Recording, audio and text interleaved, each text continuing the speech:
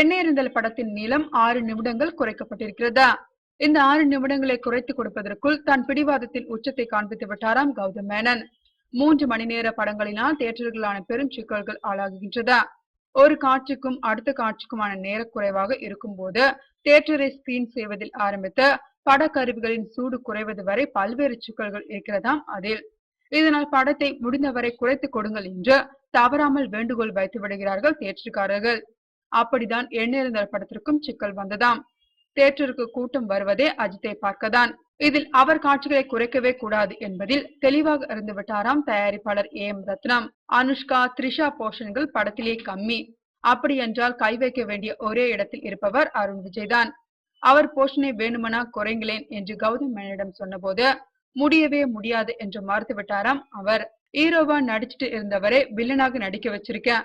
அதுக்கு சம்மதிச்சது அவருடைய பெரிய மனசு. அப்படிப்பட்டவரை நான் எப்படி கட் பண்றதாம் என்றாராம் கௌதம் மேனன். எப்படியோ 6 நிமிடங்கள் மட்டுமே குறைக்க முடிந்தது. யாருக்கும் சேதமில்லை இப்போது.